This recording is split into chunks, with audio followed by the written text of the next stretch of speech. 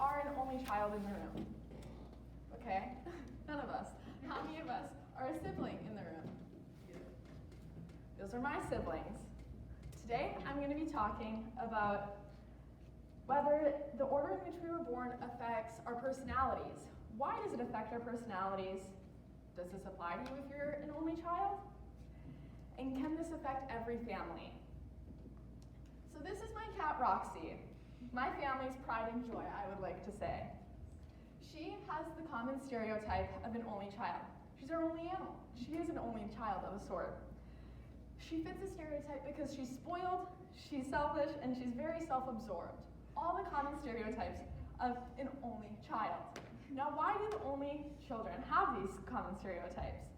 Well, their parents don't have anyone else to look after. They have that one child that they're focused on. But these common stereotypes don't apply to every single only child. Only children tend to be very independent. Since they don't have siblings to rely on or anything like that, they have to do everything for themselves. They tend to float to their own tune, as one would like to say. Krista Spraggins, reporter for Research Attic, compares the oldest child to the youngest child. The oldest and the only child tend to share same personality traits such as independence, confidence, and responsibility.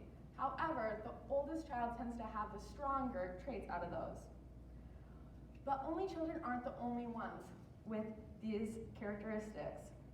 Like I said earlier, the oldest child tends to be the most responsible. This is my brother Kyle. He goes to NDSU full-time as a student, and he has a job in Fargo. Yet he still manages to come back home on the weekends and whenever he doesn't have school to work on our family farm.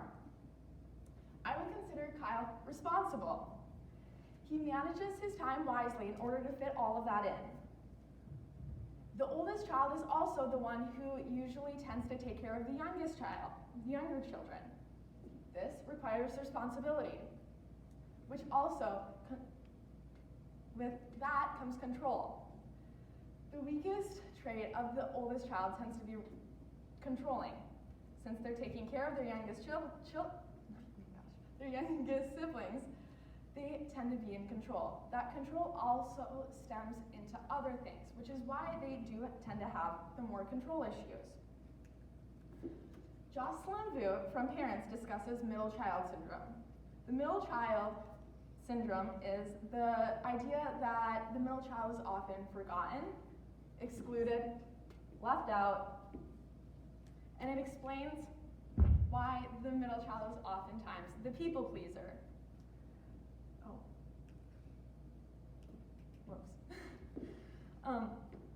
They're oftentimes the people pleaser because since they feel they don't get the attention that the oldest and the youngest get, they want to please their parents. So they tend to do so by getting good grades. Hence Lexi. She has magnificent grades. Straight A student.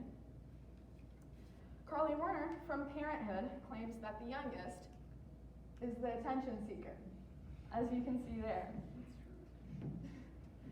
They thrive for this attention because they feel they can't get that attention anywhere else. Since the oldest and the middle have already achieved things such as first steps, first words, parents less likely to be amused by the third one. So they act out and become mischievous in ways of seeking attention.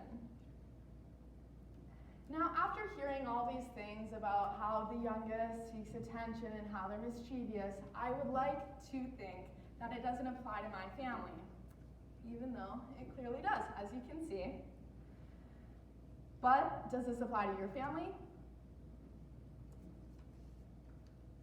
So these stereotypes may not or may apply to your family. Certain circumstances, such as twins, age gaps, it'll affect that. Ingela Ratledge from CNN Health put the birth order theory up for debate, saying factors such as age, gender, temper, physicality, and age spacing affect the birth order theory. Now, as you can see, these traits don't necessarily define your personality and probably doesn't relate to your family too much at least. But if it does relate to you, your birth order just might have something to do with it.